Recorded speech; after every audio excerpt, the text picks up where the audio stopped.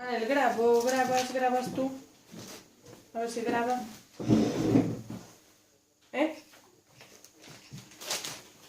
Sí, sí. Vale.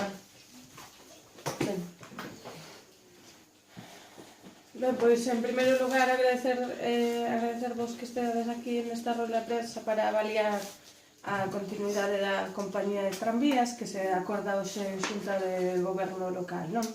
Ben, en primeiro lugar, desde o BNG consideramos que esta declaración da continuidade da compañía de tranvías é un fracaso da Marea Atlántica, non?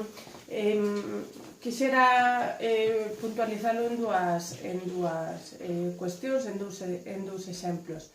Nos plenos, ou nos sucesivos plenos nos que fomos preguntando o Concelleiro de Mobilidade por esta cuestión, por a cuestión da compañía de tranvías, foinos contestando, cando lle preguntábamos primeiro pola nova licitación, logo tamén polo tema da renovación das liñas ou das mudanzas necesarias no transporte público urbano, o que nos foi dicindo ou gabándose era precisamente de teren acordado esa caducidade da concesión e de ter declarada a caducidade da concesión, non? E noutras ocasións o que nos dicían era que estaban ocupadísimos coa nova licitación, non?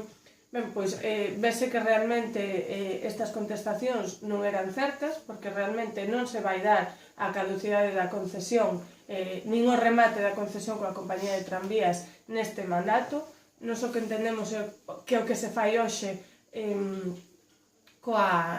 con este acordo é realmente un patapum para arriba, é dicir, isto pasa para a vindeira corporación con toda a probabilidade, e realmente a conclusión que nos sacamos é que neste mandato non se ten, por suposto, transformado o transporte público urbano da nosa cidade en beneficio do conxunto da cidade, porque, como dicimos, nin se teñen mudado os horarios, nin se teñen mudado as liñas, nin se ten mudado o método de pago, nin se ten traballado sobre as marquesiñas, e o único que se acordou foi a modificación das tarifas, que tamén está no aire, e esta caducidade da concesión, que por suposto está no aire e non se vai aplicar no presente mandato, non? Por lo tanto, nos entendemos que a política de mobilidade da Marea Atlántica neste mandato é un auténtico fracaso en canto ao transporte público urbano, e este acordo supón unha renuncia política. Nos preguntámonos para que declararon en novembro de 2016 a caducidade da concesión se non estaban seguros de que esta caducidade se ia facer con todas as da lei, non? Nunca mellor dito. Entón preguntámonos para que?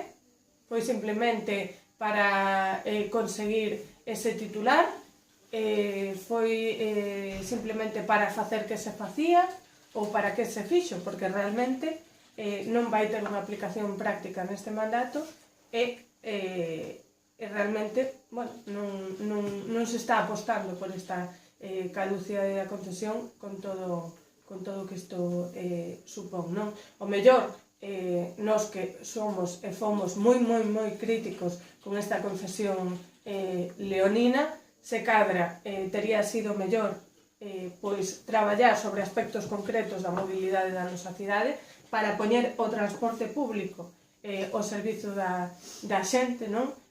Con esa modificación de horarios para que comecen antes e terminen despois os buses, con esa modificación do método de pago para axilizar o transporte, con ese carril bus prometido pola Marea Atlántica, etcétera, etcétera, non?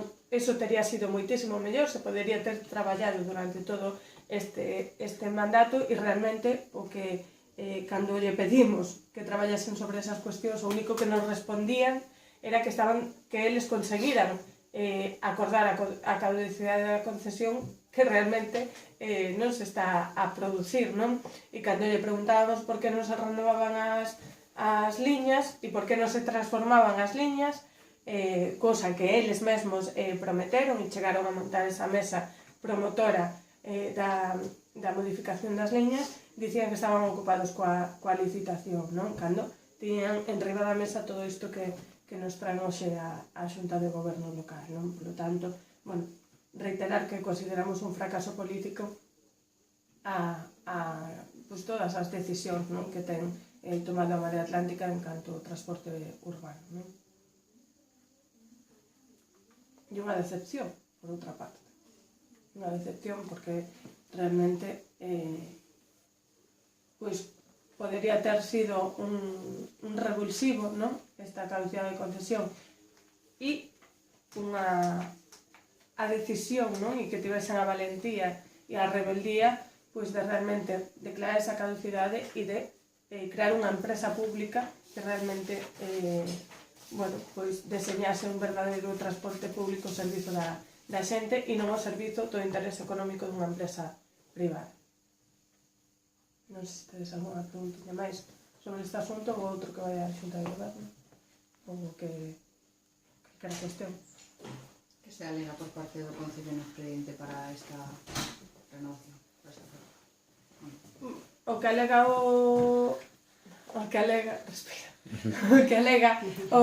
Goberno é que, bueno, digamos, atendendo ás reclamacións da compañía de tranvías e a unha manifestación que fai o abogado do Tribunal da Unión Europea, pois di que hai unha outra lectura do regulamento europeo que di que en vez de que teñan que transcorrer 30 anos desde o comezo da concesión, que os 30 anos transcorren a partir do ano de entrada en vigor, non? Deste regulamento. Eu creo que nos imos analizar o que fora a sentenza que obrigara ao goberno galego a declarar caducadas as concesións do transporte metropolitano, porque no seu día o Tribunal Superior de Xustiza de Galiza obrigaba o goberno galego a declarar caducadas esas concesións en aplicación deste regulamento. Nos queremos agora analizar esa sentenza e analizar cal é, neste caso, a xurisprudencia do Tribunal Superior de Xustiza de Galiza, porque creemos que tamén é de importancia, non se sinala en ningún momento no expediente, non? En todo caso, bueno, para nos, como dicimos, un fracaso, porque nos entendemos que dar ese paso de declarar caducada a concesión era un paso moi ilusionante, un paso que realmente podía supor un revulsivo para o transporte e realmente non foi nada. Entón, nos creemos que os pasos que hai que dar dentro do Concello teñen que ser serios e teñen que ter unha seguridade e teñen que ser firmes, non? Realmente non o foron, non?